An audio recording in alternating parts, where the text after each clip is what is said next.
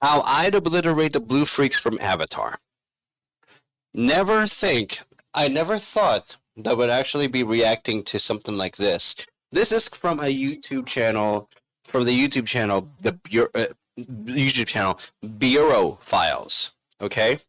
Basically, this is their shit. Okay? This is their shit right here. I didn't think that they would actually be around. Actually, I didn't think that this would actually be possible for them to. It really is. All right, basically, this has been around since March 5, 2024. Bureau Files. The highest honor you can give a YouTuber is to watch their video while eating food. I will sell for coffee or while on the toilet. I am not sure if this is the same YouTuber, but if it is, then damn. All right. So how are we going to approach this? I am definitely going to give my take on this based on what they're saying.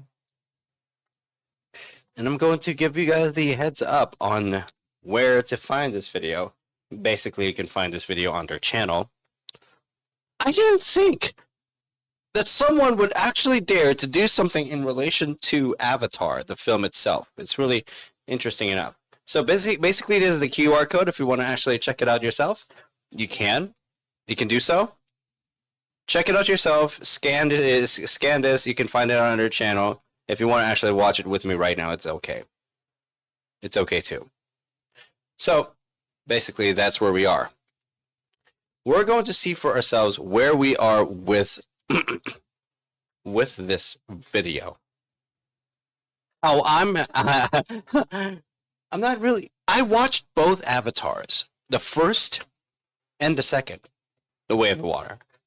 I got no general problems with it, but apparently the public does. I don't know what the problem is.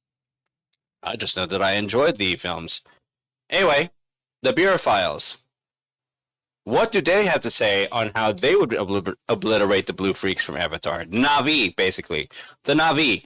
N-A-V-I. That's how they're pronounced. Okay? Na'vi. How to obliterate the blue freaks from the Avatar. That's what they're called. And the Bureau Files not saying Na'vi and instead saying the blue freaks just tells of the characters in the Bureau Files. We will see for ourselves what we're going to find from here, because holy shit. Hopefully nothing too political comes around, but because there is something that's called political commentary. If there is something that's called political commentary in one of the chapters, which is, oh shit. Okay, we will see what happens. Here we go. Bureau Files, you will become one. On this episode of Bureau Files, you will become one with nature. I am one with nature. The year is 2154. You just got out of cryo sleep, a 6-year-long slumber. You're about to hit the floor of Pandora and face off against the jungle that wants to kill you. Out there beyond the wire, everything that flies, crawls, squats in the mud wants to kill you and eat your eyes for jujubes. Gentlemen, I noticed in Pandora that the advanced human civilization that managed to fare the ever unforgiving environment that is space, travel for 6 years, got defeated by a bunch of natives that were in touch with nature and used bows, which I'm a big fan of archery, so it's kind of sick. Now, I was thinking to myself, there's a problem here, because the humans shouldn't have lost, and I, as a human myself, wanted to take it upon myself to win. Now, this video serves as entertainment. Yeah, if you know what I'm going to actually say about this, if Jake Sully were not the main character, and he was, and he would obliterate the Na'vi entirely from the planet, that would mean horrendous war crimes. And 2, he does not give a damn about ethics in war or in conflicts at all. He would be worse than the commanding officer of the human forces in Pandora. Really. This is what I am predicting here. Because considering what he wants to annihilate the local species of Pandora. Shit. Whether you're on the toilet watching this, maybe you're drinking some coffee or eating some beer, I appreciate you tuning into Bureauphiles. My name is Aaron, and today we are going to dissect how we can win on Pandora. Because humans deserve to be masters of all of whatever. Because humans deserve to be masters of all. Masters of the universe. Really? You heard it from me, folks. Oh, heck.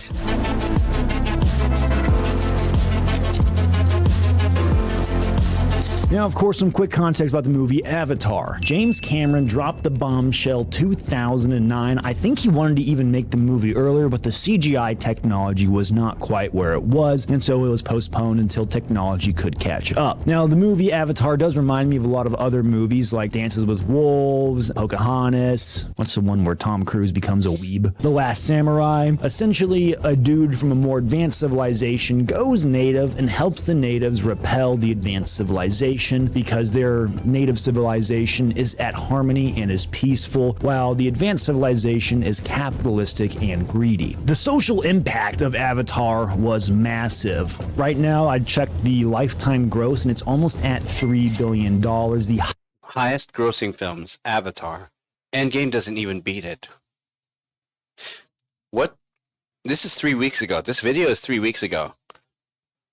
No shit.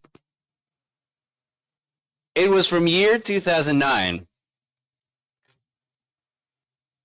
Its sequel never got to beat the first. And Avengers Endgame is ranked number 2 to this film. A film that was produced and released 2009. And Avengers Endgame, a film from 2019, a decade later, does not even beat this? You know that you are watching and experiencing a film at its best if it remains number 1 in the highest grossing films in the 21st century. In the 21st century.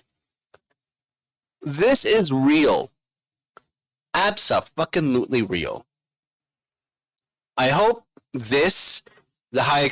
okay, I've got to see this. Okay, highest grossing films of the 21st century. Wiki. There is a need. There is a need for us to see this. There is a need for us to see this. Holy shit. They were not lying. Highest grossing films. Oh shit. You gotta be joking. Oh shit. Well, now that I know that the information is not a joke, that goddamn. Basically, Avatar cannot be beat easily. Thank God I watched it, and thank God it's good. Its sequel never even got to beat Endgame. Damn. Highest grossing movie of all time. I think there was a time when the millennials all saw that movie and they wanted to be giant blue Na'vi people, and they were acting like peak millennials would, LARPing around as the blue Na'vi. Oh my god, yeah. I don't mind a good LARP, but I'm not LARPing as a tall cat person. The movie, of course, has a great heavy hand of political commentary. Greedy capitalistic natures and corporations extracting and taking advantage of a native population. Definitely something that's happened here in the human history. Yeah, pretty much since it happened. More strongly. The Native Indians. The Native Indians, it also happened with them. And then some of the Native Indians switched to the U.S. Army to take down the insurgent Indians, of course. But that's of recent history. This is historical right here. Romans, and then the barbarians, and then yeah. up, sees resources that they want, and casts away with the native population that is weaker and not as advanced. Yeah, I get it. The movie literally revolves around something called unobtainium. It's like $20 million a kilo. I can understand why they want to get the literal unobtainium so bad. What does unobtainium do? I don't know. And in the lore of the movie, we get examples of Earth bad. The main protagonist's brother literally got killed over the money in his wallet. The economy is bad. There's wars going on. The dude literally fought in Venezuela. Jake Sully, a recon Marine, a veteran of the Venezuelan conflict, some bad bush. Now, I do appreciate my recon Marines. I was talking to a Marine, and he was saying that Marines are crazy. They like to ruck up mountains, but recon Marines are extra crazy. They'll see a mountain, and they want to ruck up it, but they want to run with their rucks up it. These guys are on a whole different level, and Jake Sully is a recon Marine. Now, Jake Sully wants something that he lost due to his service. He wants his legs back, and the corporation says he's going to get his legs back if he plays ball and gets them intel on what the Na'vi are doing back at Tree Base. Not gonna lie, chat, Tree Base looks kind of sick. Now, Jake ends up going native. Once Jake Sully infiltrates the natives, he starts learning their ways, and he starts to like their ways. He learns that the Na'vi are in touch with nature, living off the land, being at harmony with all that is around them, getting to exist in a beautiful jungle. Jake even has a new body where he can be ultra athletic as a giant blue person. He also gets a really cool bow that's probably like 200 pounds or something, because the Na'vi are really tall, so they can get some. Basically, it's the temptation of being a better, being something else that actually turns the protagonist into an anti-human. Okay, this is this is the important part here. It's the temptation of the natives to turn you against. Well, the political commentary is real here. It's to turn you against overlords, basically human overlords, who are just going to be desperate for resources. And let's just be real. The end scenes of both Avatar and Avatar: The Way of Water literally cements the idea that the protagonist does not like Earth the way it is, and how humans would be willing to uproot resources of another living less technological civilization. They would be willing to uproot the resources and the civilizations of a less technologically less advanced civilization, basically. The Na'vi have harmony. They have ties to nature. They don't have a lot when it comes to technology, but Sully still gets impressed with how the Na'vi live. And at the same time, it becomes manageable for him because of his new body. Okay? Basically, he loses his human body at the end of Avatar. And by the second film, yeah, I'm not going to spoil so much. Good leverage. I can only shoot like 106-pound bow right now. I'm working on it. I'm a big long bow guy, a war bow guy, I should say. And another thing is that he even has his own dragon that he gets to fly around. The mount, yeah. The living mounts. His braided neural link. That's also pretty sick. Listen, I get it. It's understandably cool. I would be pretty jazzed myself to fly around on a dragon, firing my sick longbow. And the icing on all of this is he gets himself some tail. Literally, he gets himself a nice tall blue cat girl, Chief's daughter. That too. Jake Sully has game, and he knows he has game, and there's a reason he went full native. And honestly, after watching the movie as an adult, he went full native because he got tempted by the natives. Basically, he got rizzed by the natives, or maybe he rizzed the native and then he just went along with it. I don't know. I kind of get it. Do you want to work your boring, soulless corporate job, or do you want to fly around on a dragon with your hot native, subjective, I guess? Do you want to work a corporate job, or do you want to fly around with your cute cat girl native? Oh my god! What? I can't finish this in. Do you want to fly around with a cute cat girl with your longbow on a dragon? Boys, sign me up. I'm taking that dragon and the cute cat girl. Oh my god, I get it now. Oh my god, the commentary is so good here. Yes. I get it. It all makes sense, Jake Sully. But at the end of the day, I ain't Jake Sully. I'm a human through and through. I don't got no dragon. I don't got no tall cat girl. And I don't have a really tall bow. In comparison, I do have a tall bow, I should say. So I got that going for me. Even back in 2009, as a very young teenager, I was on Team Human when I watched this movie. I saw a lot of people that looked like me that needed good jobs and stability because back home, the corporate world, or whatever aspect they came from there, probably sucked. So they're getting a sick opportunity. The corporate world, meaning down south. Shit. To advance their careers on a new planet. And the mercenaries there really resonated with me because at that time, my brothers were in the global war on terror. So it was kind of like looking at my older brothers that were off in a foreign land fighting a foreign foe. And so I felt this connection to the humans. And above all, I want to make sure that those corporate shareholders are happy. Buddy, I'm a capitalist. We got to make sure the shareholders can buy a third yacht. Now, my big problem...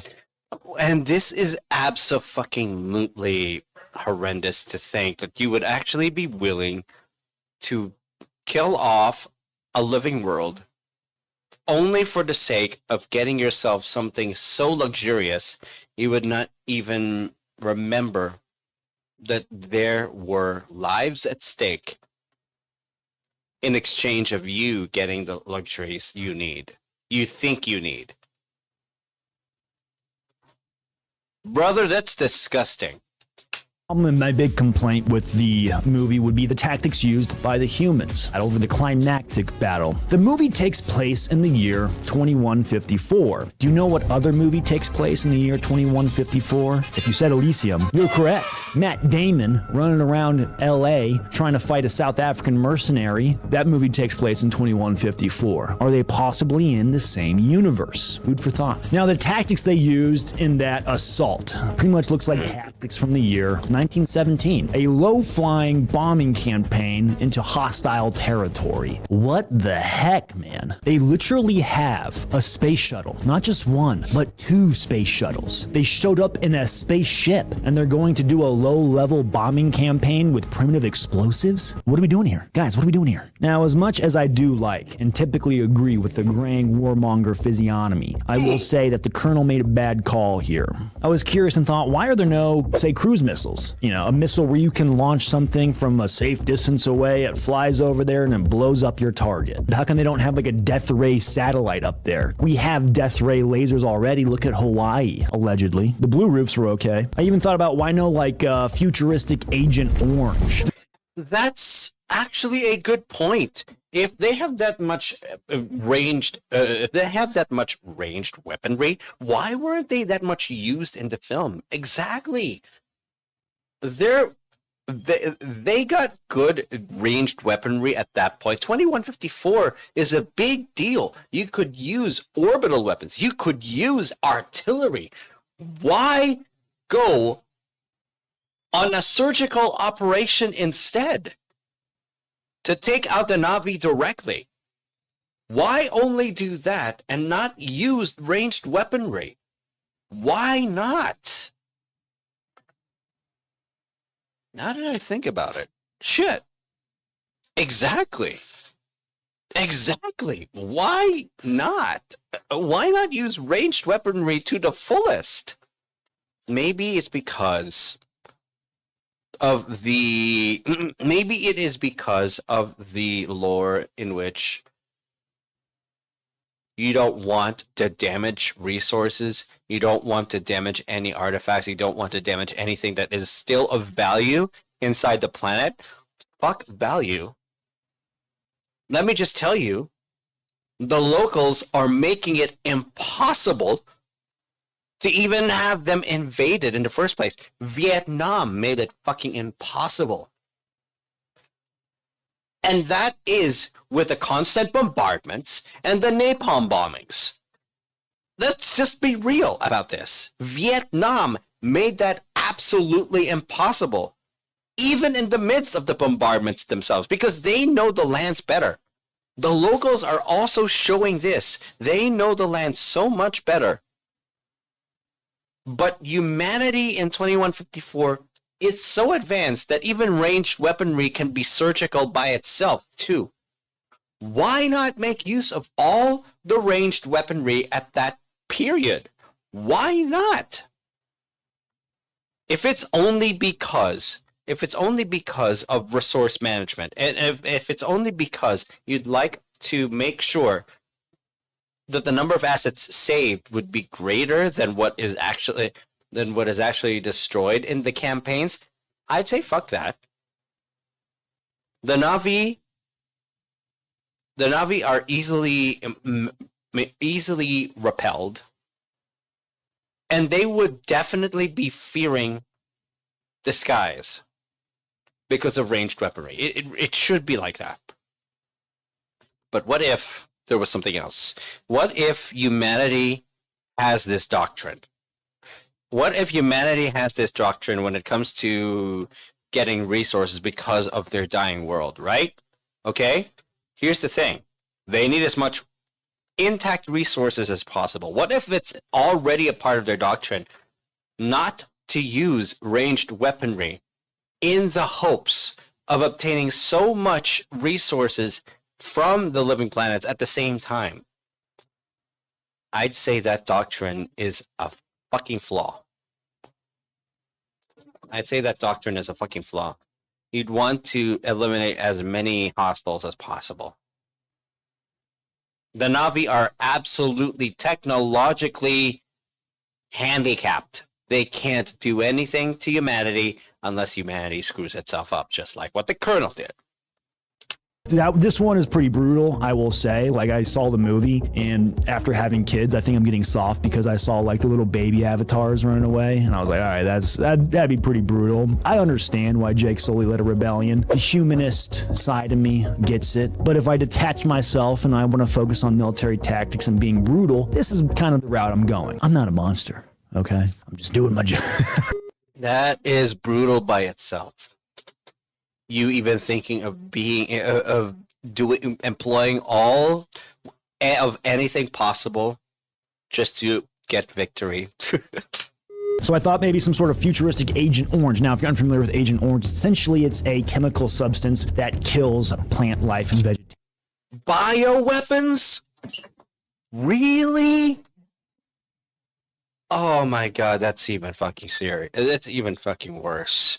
It has horrible side effects on the human body. It's a good thing in Avatar it wasn't used, okay? It's a good thing here in the films they weren't used. Bioweapons, they are absolutely forbidden. A lot of cases of just terrible things coming out of Vietnam where it was used in the Vietnam War conflict. So it's one of those things that would definitely not look good to the press, right? If you're like Agent Origin, a bunch of peaceful blue people that were just trying to chill at their giant tree, the whole optics of it doesn't look good, but damn brother, the shareholders need their unobtainium, and I, a good mercenary, am gonna get them that unobtainium. Another thing I also thought about is why no futuristic bio agent? If we look at Earth's history, we look at the conquistadors coming across the Atlantic, interacting with the natives, what would follow would be Armageddon for the native population as they are exposed to European germs. Yes, European technology was more advanced, but they were conquered mainly by germs that were honed and developed over thousands of years of European conflict. The bubonic plague and its consequences for the tribes of the Aztecs. If you really wanted to combat these natives, why not release some sort of chemical agent specifically targeted to their genome? I'm not a monster. Another thing, why no drones? I know maybe in 2009, the drone warfare zeitgeist was not all there, but drones did exist. Drones were bombing targets in the Middle East. Why not send up some sort of giant drone plane with the ordnance and missiles or whatever you need to target it and take that thing out? Why no robots? On Elysium, there were sick infantry robots. On Pandora, there could have been some even sicker infantry robots or bigger mechs that could combat the hostiles on that planet and keep actual humans safe. Essentially, there are a bunch of futuristic sci-fi options that you have that you could handle the conflict on Pandora. Exactly. It could have been handled differently than how it was handled, than how it actually became how it was on the film. With. But in the movie, they went with none of those because a conflict needs to happen and the blue people need to win. But I am going to rewrite James Cameron's story so the good guys can win. My solution, it's simple. Use better math. I literally typed into ChatGPT. I said, hey ChatGPT, what's the mathematical equation I need to drop from the stratosphere a large package of explosives? It's a basic equation, said ChatGPT. You have to take into the horizontal motion, the vertical motion, time to hit the ground, find horizontal distance, impact point. An example of a calculation: altitude 20,000 meters, initial horizontal velocity 250 meters a second, gravitational acceleration 9.8 meters a second. Calculate, you throw that in. Wait, Sterling! What's the plan? Okay, say there was embargoes, restrictions, political sanctions on what sort of weapons they could use. Okay. Private military side of things was just there as a safeguard and defense, so the mining operations could have some sort of security, but they weren't designed to be an aggressive military force set out to destroy the native population. Yeah. But things escalated and they needed that level of firepower, but they don't have access to it. My plan was take a large space shuttle, fly into the stratosphere where no other bad hostiles can come and get you, and drop the ordnance that way. I would say that'd probably be one of the simplest ways to do it, and I wouldn't take my uber duper expensive space shuttle and fly it super low between floating mountains and try and drop a bunch of TNT out the back like that. Seems like Oh, God. Yeah, they could have. The Earth forces could have done things differently. Exactly.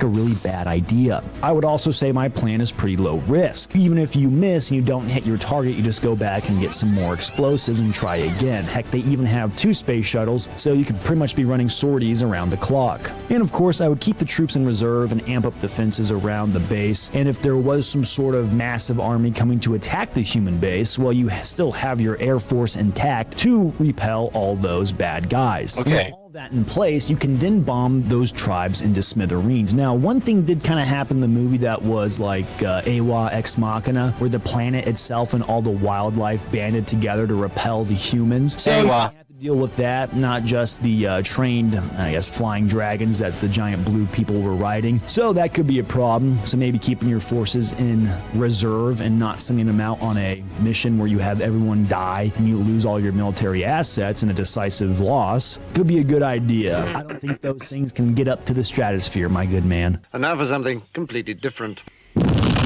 So one thing I was thinking about was a conspiracy theory where there was an advanced Na'vi civilization that traveled throughout the stars and they got to Earth. The reason for this is they kind of match some descriptions from biblical texts where they are like these 12-foot giants, they're strong, they're athletic, and maybe there's some sort of Nephilim connection. Oh. Is there any good chance to connect some Nephilim to something? I will try my best to do it because Nephilim are interesting. They also have the feline features that could creep into some sort of ancient Egypt origins.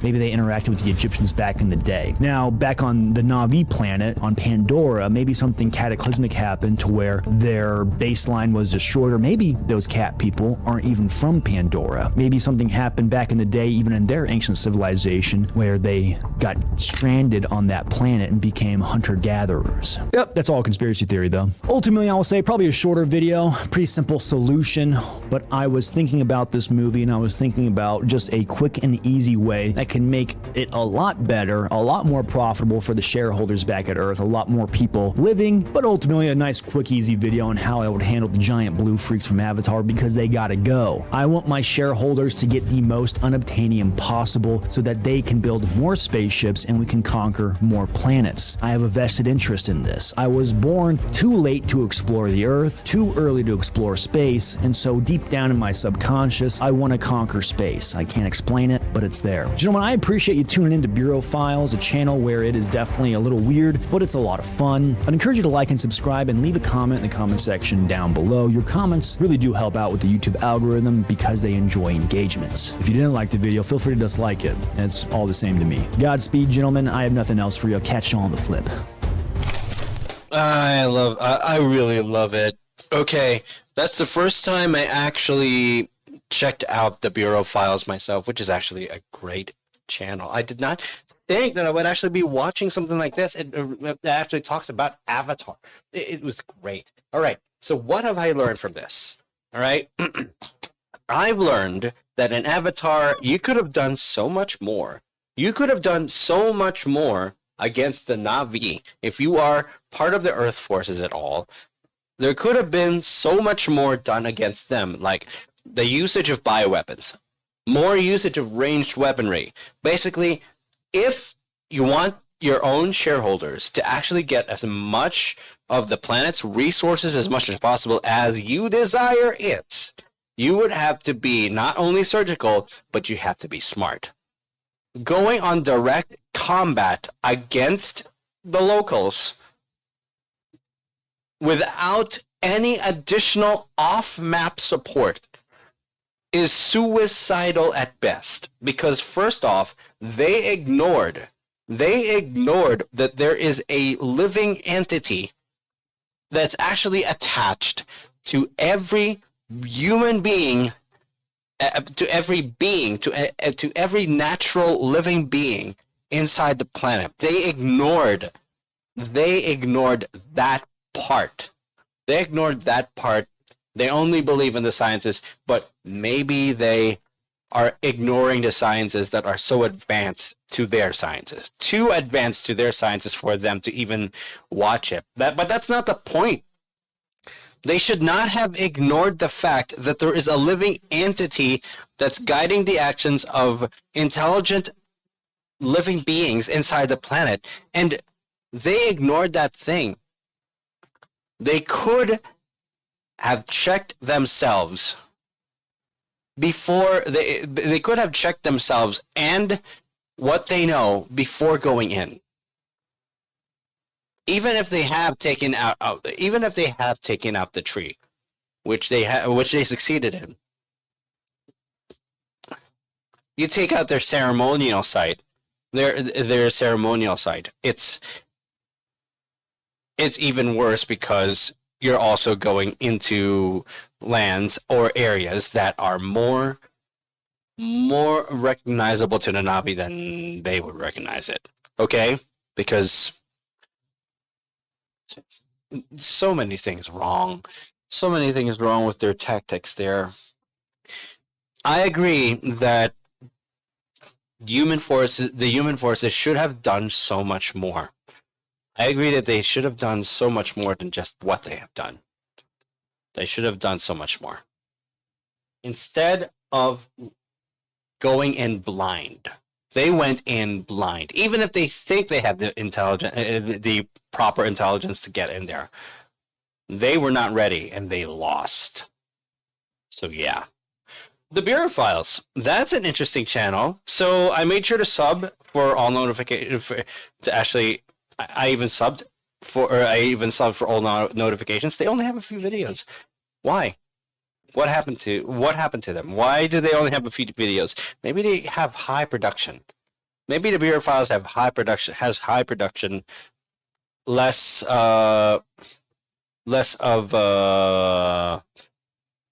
type of trending shit, basically. They just publish at their own pace, which is actually great. Anyway, Bureau Files, I'll keep an eye on you. You produce good content. Definitely worth reacting. Definitely worth it.